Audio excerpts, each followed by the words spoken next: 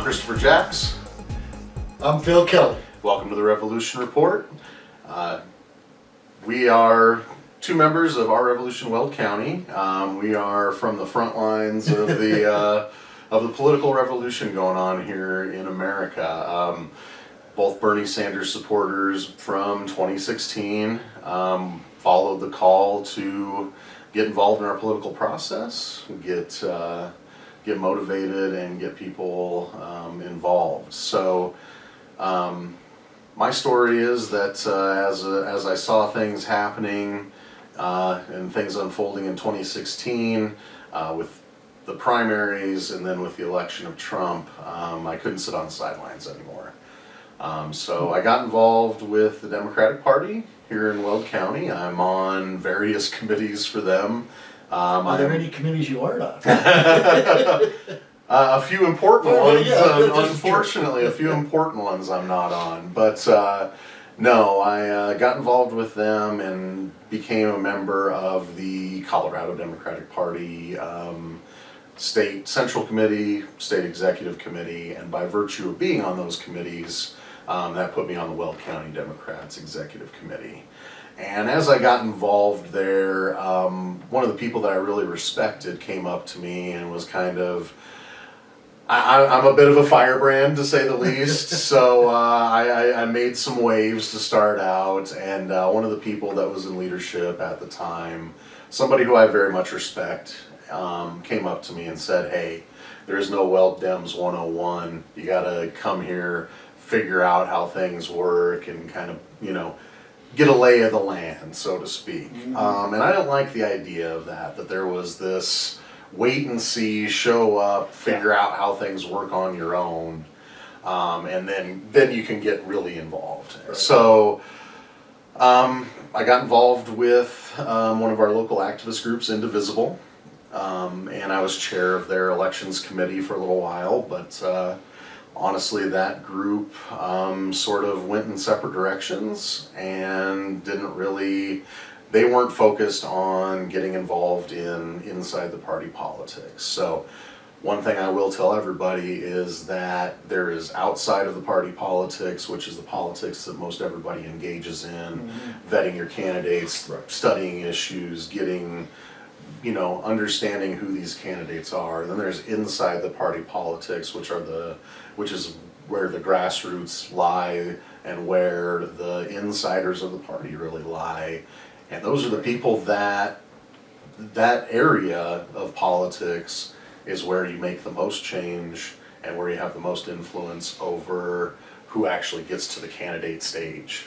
And the most resistance. Exactly, absolutely, absolutely. So when that fell apart, I knew that I had to do something to keep that going. So about a year and a half ago, I founded Our Revolution Weld County. Got us through the national process. We are an officially recognized chapter of Our Revolution. And in that process, we have grown from a handful of members. Our first officer elections, there were 4 of us electing 3 officers. And we just had officer elections last week, and there were 20 people at that meeting electing our officers. So we've grown tremendously. We have Phil Kelly here, who is a nationally endorsed Our Revolution candidate. We got him on the national scene, endorsed by the group, and that was a huge victory for us. We had 6 of the 8 candidates that were running in Weld County were officially endorsed Our Revolution candidates, which was fantastic. But we're fulfilling that mission of getting involved in the party, making sure that our voices are heard, having a seat at that table, and more importantly, getting other people involved, giving them the tools that they need to get involved as deeply as they want. And to steal a line, I don't ask anybody to do as much as I do. I just ask that you do as much as you can, as often as you can, wherever you can, for as long as you can. If you do that, if we all do that, change is possible. I wouldn't still be doing this after 3 years of frustration and trials and errors and failures and corruption and blatant dirty dealings. And If we've it been wasn't very successful. exactly, if it wasn't for that success, we wouldn't still be doing this. If the Democratic Party were truly this monolithic, impenetrable organization that we couldn't possibly do any real change to, we wouldn't still be doing it. But we are doing it, and we are being successful. Right now, we have a majority on the Weld County Democratic Party Executive Committee. It is a true majority. That is an enormous victory. That is a monumental difference from where we were this time in 2015 to where we are right now in 2019, looking at not only getting Bernie Sanders through the presidential primary process, but also getting people down ballot, finding real progressives that are going to run for Senate against Cory Gardner. I'm still looking for somebody who's a real grassroots progressive, looking for somebody who can really take on Ken Buck and CD4, looking for somebody who can take over HD50, who can win HD48, SD13 that Phil ran for last time. I think that we have tremendous potential in 2020, and not to lose any sight, we have great potential in 2019 as well here locally. So the long and short of it is I got involved because of what happened in 2016, and because we can't not be engaged anymore. We have to be civically engaged. We have to be out there with the people, representing the people, and fighting against those odds. So I come in with integrity and honesty, and I try to use my evaluation of political happenings to steer us in the right direction. We've been very successful, and it's that success and it's that focus on the people that keeps me involved and keeps me moving forward. So that's why I'm involved. Phil, what's your story? Well, that was awesome. Thank you. I'll tell you, my name's Phil Kelly, and I'm a decorated combat veteran from Vietnam. And all my life, I have been a dedicated liberal progressive and believed in, as I said so many times on the political trail this last season, we need to build a society from the bottom up, not one handed down to us from our corporate masters. We need to get money out of politics. We need to have a society that is good for all people, not just the rich and the powerful. These are the things that have motivated me and so many others, but that's my basic idea on what we need to do for a future. And the Democratic Party, I've been a loyal liberal Democrat all my life, and I've suffered because of that. It's always been, wait till next time, you never get the right candidate, you never have purity. Well, you know what? That's wrong. I've been going along to get along for too many years. You cannot do this any longer. We cannot. We must stand up and create a society, as I've said, for all of us. And the only way to do that, I believe, is to take over the Democratic Party with our revolution people and liberal progressives. Because I'll tell you, I got it's not a funny story, it's just a true story. When I was nominated for the Senate by the Democratic Party, and I gave my speech, they were all for me, the moderates. Oh, everybody was for you. That room erupted. That room erupted because of my speech. Because Absolutely. what was it? It was a real liberal, progressive, values speech. It was authentic and it was real. Yes, exactly. But instantly, the powers that be turned against me. Totally rejected me, would not give any help, would not do anything. This is why I ran as an Our Revolution state Senate candidate, and the outcome was absolutely mind-boggling. I had people tell me, Jared told me himself, you can't run as a liberal progressive. You have to run as a moderate. This is Weld County. No, you run and you give people a choice. And that choice is, a good and decent future versus what we've been marching down this road towards national corporate socialism for the last 40 years. Yeah. We have to stop this. No more corporate welfare. No more of everything that they've been doing, poisoning. Well, we'll get into climate change and all this later. But everything they've been doing to us must be reversed. And the only way to do that is through people like you and me, people at our organization. Yeah. And our revolution are going to be able to do this. So we're going to stand together and we're going to be honest with you here in the future. And we're going to give you, I believe, a show that gives real meaning to issues and to the values of working people, not just in Weld County and Colorado, but they touch the entire nation. Yeah. You know, as climate change. I mean, I know that's very important to you, absolutely. and it's critically important to me. And we were talking earlier. I can't believe that one picture I shared where this little girl, it got to me so much, and it's so true. She's standing there holding a sign, and it says, "You will die of old age. I will die of climate change." Yep. This has to be addressed. And, you know, we'll get into that more as things go on. But, you know, we've pretty much covered our introductions. Yeah, absolutely. So since this is our first episode, let's talk a little bit about why we're doing this podcast, why we're doing this video cast. So there's a lot of pundits out there. There's a lot of alternative news sources. There's a lot of progressive opinions out there. And we all follow them. TYT, Jimmy Dore, Secular Talk. Oh, yeah. You know, the Humanist Report, Michael Tracy, Jordan Sheridan. I'm leaving a ton of people out, but there are amazing journalists out there. There are people with laser focused insight. I'll call out Kyle Kalinske on Secular Talk because he was one of the founders of Justice Democrats, which is a sister organization to Our Revolution, not officially together, but you know, fighting for the same causes, right? But he was actually the person who authored the People's Platform. And that People's Platform is based around the most popular political opinions that are out there, you know, fighting climate change, Medicare for all, tuition-free college, you know, breaking up the big banks, ending the wars, infrastructure, all the things. We do have more than one or two issues, don't we? We do. We're a one issue. We are a one. Hey, as Bernie Sanders says, we are a one issue group, and that issue is justice. Justice. Racial justice, climate justice, economic justice, social justice. So yeah, you want one issue. It is one issue, but.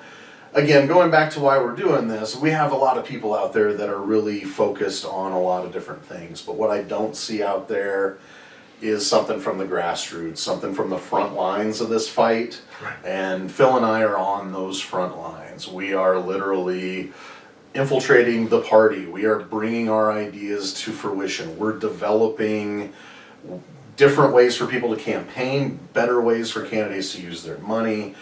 We've got Phil and his son Kurt have invested in a printing business so that we can do cheap campaign printing jobs. We did, you know, yeah, absolutely.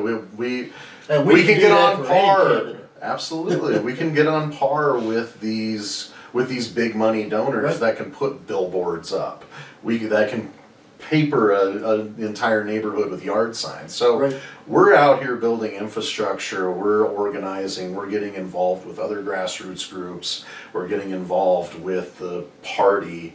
And I will say for our successes, the Colorado Democratic Party has become a lot more progressive than they were, especially in the past. So we have had victories and we have had successes. But again, I don't see a lot of people speaking about what they do, how they do it, and really their perspective from the front lines. So what we want to do with the Revolution Report is give everybody an opportunity to hear from us that are doing the work on the grassroots, give you an insight into that, and really to give the people who might be watching skeptically what the people see. And I don't like to speak for the volumes of people, but I do look at polls, and I do look at data, and I do look at trends in our political environment because I have to seize on that energy. That's one thing that you lose the higher up the totem pole you go.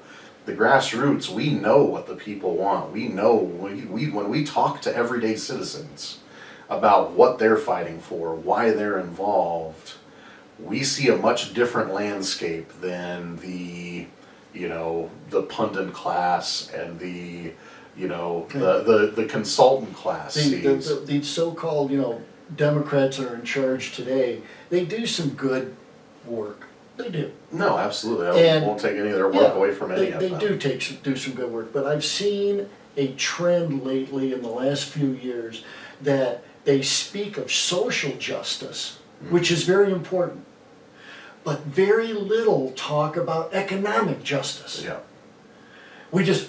Economics we don't want to talk about, because they're the mamby-pamby, go along to get along type mentality that let the corporations run the country, let them just rape us any way they wish, and that's okay. Well, we'll talk about social issues, but not economic justice. Economic justice is one of the most important things I think that we can even begin to talk about or act on. Absolutely. And they are not doing it, but we will. Absolutely. So we definitely understand that there's a different perspective when you're on the ground level than even a journalist or somebody who's incredibly tuned into our political environment. So I think we bring a unique perspective that not a lot of other shows are going to bring. And just being able to talk these things out are really good. Yeah. So the other thing I do want to say is we're going to have guests on this. We've already got people that have raised their hand and said they want to be guests on this show. Yes. And anybody is welcome. I want people to understand there's a common misperception about what we're doing here and what a revolution really means. Right. And I do, so the next thing we did want to talk about is what our revolution is, and I think this is a good segue into that. Can I just add Absolutely, one thing please to do, what yeah, you're let's, say yeah. Is I would like to challenge or invite any conservative that sees this and thinks we're wrong, please. Absolutely. Please, come on this show. We will not control it. You can say whatever you want, and we will have an honest discussion back and forth. Oh, for sure. Yeah, that is 100% what we're about. This is about an open dialogue, an open discussion. I don't care who you are. I don't care if you like us, if you dislike us. This is not a personal thing. This is about doing what's right. This is about doing what is politically smart. It's about the policies that the majority of people want. This is about winning, and this is about fundamentally what this is about the bottom taking control of this country back from the top. Exactly. And we have, and this is why I wanted to get into what our revolution's about, and why that term revolution should inspire people and not cause them to fear things. Because when you look at revolutions throughout history, there were a lot of them that were bloody and violent and terrible. But there were a lot of revolutions that led to greater understanding, greater peace, and greater prosperity. So people need to understand that the end goal of our revolution is a new renaissance, a return to where we respect intellectualism and art and diversity and the great community that we all share, because we all have value. And that's why it's easy for us to say that we'll invite anybody on here, because we don't have differences personally. We might have differences philosophically, we might have differences on where we see policy going, but that doesn't mean that we can't talk, that doesn't mean that we can't have a dialogue. But we're here to hold people accountable. We're here to speak truth to power. And unfortunately, the more power you have, the more accountability we're going to require from you. Yeah, exactly. Because that is how this works. This is a democracy. Right. You report to the people. We do our best to be in touch with the people. And yes, we are two older white guys. So I take our opinions with a grain of salt, really do, because I don't want you to listen to us because we're two old white guys, and I don't want you to dismiss us for that either. I want Listen to us because we're right. Listen to us for the content of our character, and not for who we are, but because that is what we're here for. We are here pushing the policies. We are here pushing the agenda of the people.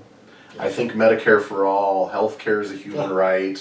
Too many people go bankrupt. Too many people fear their health going to hell. You know, and the thing is, we've got the blueprint for this. Exactly. The blueprint was given to us back in the 40s by Franklin Delano Roosevelt and the real progressive Democrats. Exactly. Of the 40s and the 50s, the 60s. They created a society. We're starting to create a society that was built literally from the bottom up. Yes. Unions. Absolutely. We have all types of, all of the progressive values for the minorities in this country all started with us in the 60s and the 70s. Yeah. Then the Powell Report. Yep.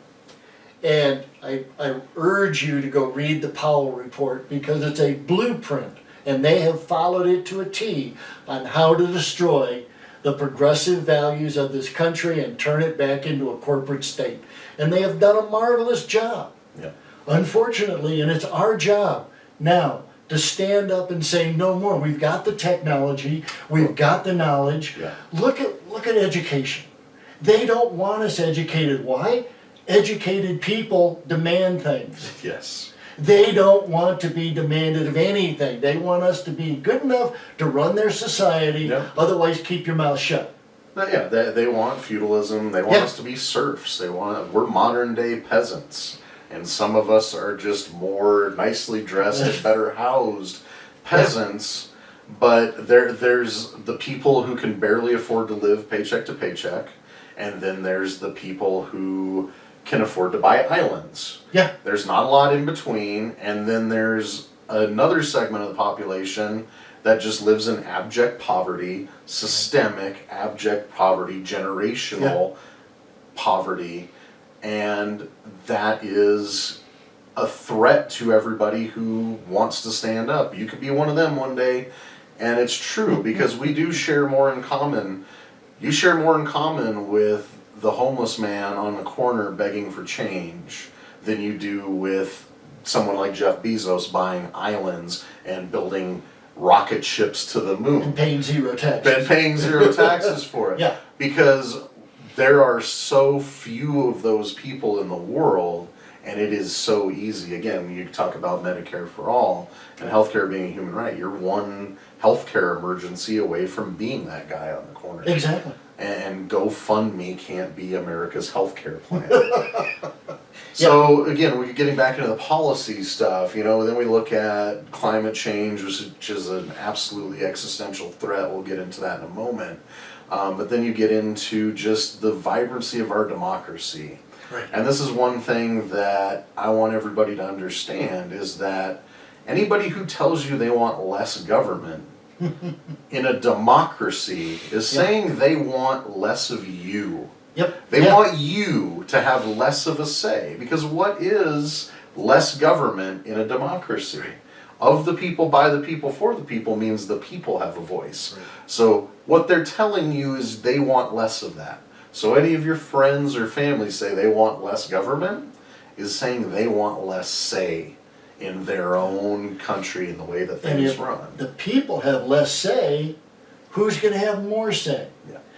That's the real crux of it because those are the rich and the powerful. They will be able to control local boards. Yeah. They will be able to control local governments and local people far easier than they can control Washington. Yeah. And they're doing a darn good job on Washington. Well, we saw it here in Greeley, Colorado in 2017 in a city council race. Yes. Oil and gas literally spent $150,000. Yeah. They ran 4 ads during a Monday Night Football Denver Broncos game 2 weeks before the election, and they used it to smear 3 Democrats in Greeley who were running for city council who received $500 apiece from then Congressman, now Governor Jared Polis. Yeah. So, and not only was that ad vaguely anti-homosexual, it was also vaguely anti-Semitic. Oh yeah. It was also blatantly anti-disabled because Bill Vettisey, one of those candidates, is a disabled veteran. Right. And they showed him as this, barely able to move, Tottering, puppet of Yeah. Jared Polis, which is, all of that was to win 3 city council seats in Greeley, Colorado, a town of 100,000 people. Right. Why? Because that's cheaper than paying their fair share of taxes Right. on the wealth that they extract from this community. Yeah, taking care of the pollution. Exactly. Nobody even says a word about their pollution. There's no air pollution. Air, water, who cares? This is because they control the narrative. This is why we are here, to let people know what the truth is and what these oil companies are doing to our community. Weld County has over half of all of the gas and oil companies in the entire state of Colorado. Yeah. But yet they only pay 1/10 of 1% in royalties to us. This is insane. Yeah. They're taking this out. They are literally extracting wealth from this county, paying nothing for it, and then when they leave, it costs about $100,000 to cap a well when they're done. The fine for not capping that well is $10,000. Yeah. So what do?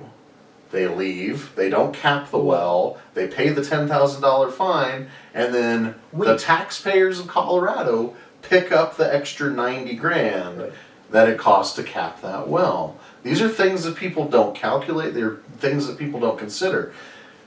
I'm not going after oil and gas. I don't have to go after oil and gas. I'm sorry to inform people in the extraction industry, but we will be going to 100% renewable energy. It is a necessity. It is going to happen with or without your consent. Without a doubt. And as we transition, and as we transition quickly, you work in a commodities industry, and that commodity is going to go down through the floor. It is going to cost more to pull it out of the ground than they're going to make by pulling it out of the ground, and they're going to leave anyway. And that's the history of oil and gas in the United States. It has always been a boom and bust industry. The problem with Weld County is, because we are on the largest oil shale formation in the United States, that industry is allowed to operate here longer and more successfully than in other places. In other places, the well would have run dry by now. Other places, this would have ended by now. Naturally by itself, because once the well's dug, once you've tapped the well, once you've extracted everything from it, they don't need employees anymore. Even once they're extracting, they need a minimal number of employees. So once you're done drilling, once you're done extracting, they have no need for you. And if you look at places like South Dakota, you look at places like Oklahoma and Pennsylvania that have already gone through the cycle, that's your future. That's our future. Because whether you work in that industry or not is irrelevant. Every citizen of those places where Oklahoma is experiencing more earthquakes than California. And that's because of fracking. And it is 100% because of fracking. You can argue all you want that it isn't, but the science is there. And I make no apologies about any of this stuff. And that's one of the things that we're about, is that we are going to tell the truth and we are going to fight for what's right, regardless of whether it's convenient. That's what leadership is about. It's about taking the righteous stand, the correct stand, taking the moral high ground when it's unpopular to do so. And it could not be more unpopular to take the moral high ground than right now in America in 2019.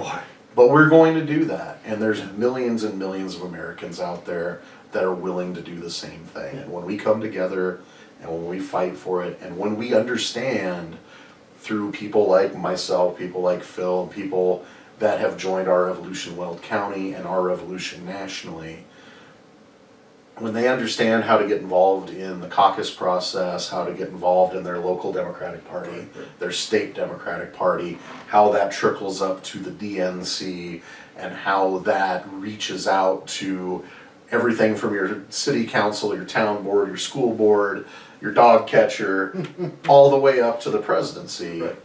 And it's grassroots organizations like us that are going to show them the path to do that. And when we've got millions of Americans with the tools in their hands to reshape our government, we can't lose, because we are taking the high ground. We are doing what's morally right. We are doing what's responsible, regardless of the consequences. I would like to ask our audience a question here now. During the campaign last year, I was knocked on thousands of homes and talked to thousands of constituents. I was asked a few times, well, I work in gas and oil. I love my home value prices. I love the way everything's going with the way we're making money. And I said, yeah, you're absolutely right. But here's a question for you, and I'd ask them this, and to every one of them, they had to think about it, and then they agreed. And here's basically what's happened. You mentioned before what has happened in Pennsylvania, in Oklahoma, what's going on now, and this is going to happen here. So let's just look at it. Here's the basic idea. Pennsylvania right now, you turn on your tap and you get gas and fumes and fire out of your water tap. The water basin is so polluted, the banks will not even accept back the land because they can't do anything with it. That is serious pollution and a serious climate problem and a health problem to tens of thousands of us here in Weld County.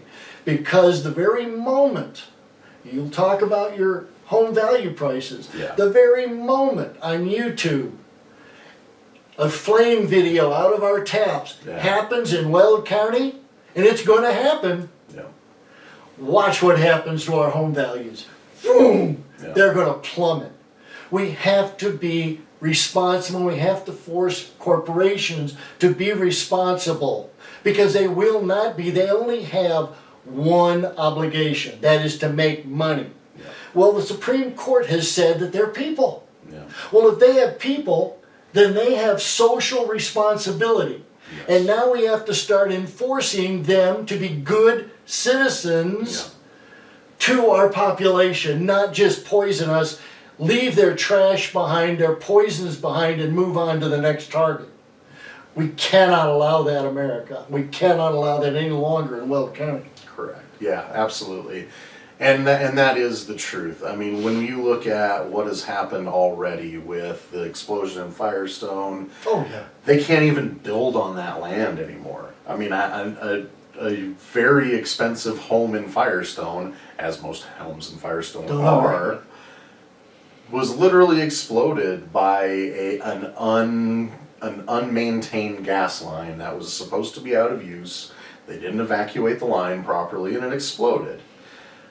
So, fast forward to after they clean up that mess, that land is so tainted that they can't even rebuild on it. Just the beginning. And that is just the beginning, absolutely. And we, whether you like it or not and want to admit it or not, the extraction industry does not pay these billions and billions of dollars of taxes that they claim to. Look at the actual tax rates. They are abysmally low. And yes, it might amount to billions, but it is such a fraction of a percentage of anything that we do in Colorado.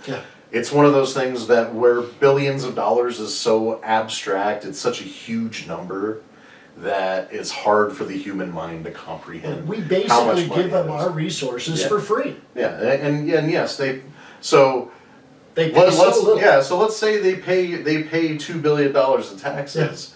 That means they're pulling out over $200 billion in revenue.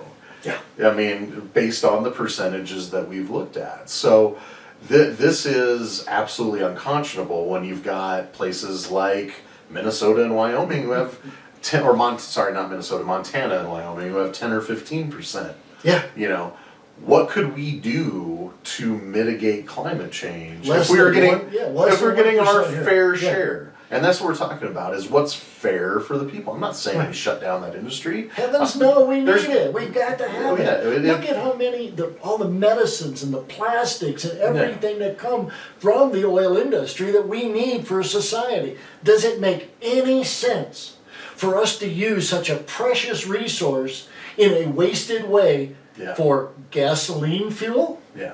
We need to go to battery cars. Yeah. We need to make improvements in society, not just allow the corporate master to tell us how we're Coal-fired going power to be. plants. It's Exactly. all the same thing. Yeah. So you want to get into climate change? Let's get into All right, let's get into climate change. All right, we're heading that way.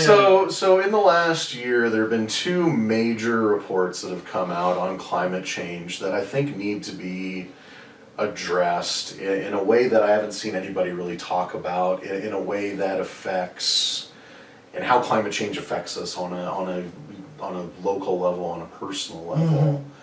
I mean, it is such an existential threat, and it is, I compare it to an asteroid, right? So we had a report that came out a couple of months ago that said that we have 11 years now. Right. It was 12 years last year, so now it's 11. That's how math works. Going that education thing. You know, there are presidential candidates that keep saying 12 years as right. though a year has not passed. Right. And there's people who think that we have 30 years. There's people that think we have 50 years. The report that came out from the UN, which I trust the UN climate scientists, you know, I must be a terrible human being. I'm telling you. Because I believe climate scientists. But they said 11 years. We have 11 years to stop emitting carbon. Not to stop emitting carbon, but to plateau. Right now we keep increasing. There's a big increase. There's been a big spike over the last 40 years that has just gone up and up exponentially. It is an unfathomable amount of CO2 in our atmosphere. We literally have more carbon in our atmosphere now than we've had in the last 2.5 million years. Human life did not exist on this planet when we had this level of carbon in the I'm glad you atmosphere. didn't say intelligent life. I did say human life. I did say human life. Yeah.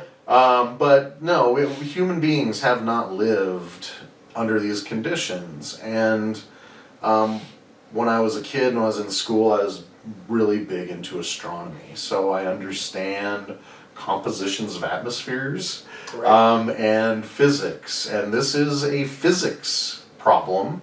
It has nothing to do with anything else. It is literally, what does an atmosphere made up of our atmospheric composition do when it has X amount of carbon introduced into the system? These are massive systems. They don't get influenced by just any old thing, which is why I understand all these people that don't believe humans have an impact on it. I'm telling you they do. We can measure it. But the most important part of this is that physics is a poor debate partner. It doesn't care what your opinion is. It doesn't care what you think is going on. It doesn't care what a report says. Physics works in a very specific way, and when you have greenhouse gases like carbon, like methane, introduced into an atmosphere at the levels that it has been introduced into ours, that heats up the planet. Right. It is astrophysics. It is how planets work. I'm sorry if you don't agree with that, but again, physics is a poor debate partner. So from a scientific perspective, we do have 11 years before we hit a tipping point where we do irreversible change. Irreversible means that we can't fix it anymore. So in 11 years, if we cross that threshold, if we do not plateau in 11 years, that means that we're looking at a new report that came out from Harvard a couple of weeks ago that really showed, I take that back, that was not a Harvard study. Anyway, that was a different subject. But anyway, a study came out that showed that we're looking at a massive, the results of irreversible climate change and what that means for society. So the first thing we're going to get is coastal flooding. You see it in Miami already. You see it in Hawaii. There's literally one of the Hawaiian islands that was wiped off the globe last year. There is no, that particular island no longer exists. It was above the sea, now it's below. You can look at coastal sea rise all over the globe. It is happening now. But with the current trends and the way things are going, there's an ice sheet ready to break off of Antarctica that could raise sea levels 2 centimeters, which is enough to cause massive coastal flooding. That's one piece of ice raising global sea levels. Plus no ice this summer, very possibly, in the north. Yeah. Plus the polar vortex breaking down. Yeah, there's so. But yet it's in debate. There's no real evidence, right? So this report was talking about what's going to happen when climate change hits, and the first thing we're going to see is about 1 billion people globally displaced due to coastal flooding. Already starting. Yeah. Already starting. Bangladesh. Absolutely, yeah. So we're seeing it already, but talk about 1 billion people relocating. Talk about political destabilization. You Economic think destabilization? Oh my God. So let me speak to my conservative friends out there. So my conservative friends, you don't like immigrants now. Wait until there's 1 billion of them with nowhere to go because you can't send them home because their home is underwater. Yeah. You don't like immigrants now? You think that people have a hard time assimilating now? Right. You think our borders are porous now? Wait until there are 1 billion climate refugees with nowhere to go. And this is what's going on right now on our border. Yeah. Guatemala, Honduras. You can't even grow food there any longer because of the destabilization of the environment. There's no more rain. Yeah. When people are literally population starving to death, the right likes to say, I've heard it on their news shows, how could any responsible parent allow their child to go, 1,000 miles to the United States? Because they're starving to death. Yeah. This is why they're being dislocated. Look at even our own country. Here it is, our own spring. Farmers can't even get into the fields because of massive storm day after day after day. Yeah. This is destabilization, not just of our food system, but which causes our political destabilization and our economic destabilization. And if we don't get a handle on it, the governmental systems will change, and you won't like it. We won't like the type of change that's going to happen. Because it will probably be a fascist state that comes out of it. Yeah, and so getting further along. Yeah, no, absolutely. No, these are the type of debates that real people are having. Yes, we need that our politicians aren't having. Right. We are not having a national discussion about climate change on the level that we have with everyday people in the field, knocking doors, talking to people, grassroots organizing, getting people involved in politics. The further you go up the chain, the less people want to talk about this. This is the perfect time, I think, to talk about what the DNC just did. Yeah, climate change. Why don't you go ahead? Yeah, absolutely. So Unbelievable. Here we are in 2019, looking at 2020. We've got over 20 candidates for the Democratic Party. Everybody thinks they can beat Trump.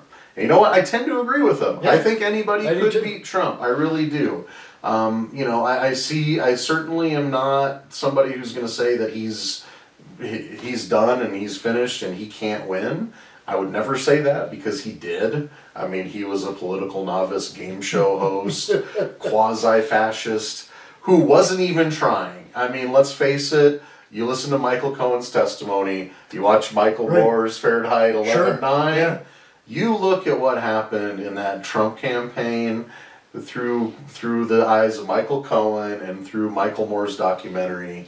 I can say right now, Donald Trump was not trying to win. He was trying to name recognition. Yeah, absolutely. Wealth. Yes. You know, I think that's what he got into it Yeah. for, but I think he genuinely loved the adoration. Oh yes. He Oh, yeah. genuinely loved popping a crowd. It was I mean, many you gotta remember yeah. who Donald Trump is. Yeah. I mean, this is a guy who regularly narcissist. went on WWE. Oh yeah, yeah, that's right. He regularly went on WWE. Yeah. He always had to play a good guy. Yeah, He yeah. would never tarnish his image, but he loves getting that pop from the crowd. Yep. Like a wrestler. Yep. And he's such a transparent huckster, but in that transparency, I don't even think he was trying to win. The difference between 2016 and 2020 is now he has to win. Thank you for tuning into the Revolution Report. We appreciate you joining us. If you liked what you saw, please give us a like and a share on social media, and please subscribe if you want to hear more great content from myself and Phil. Thank you for joining the Revolution. Have a good day.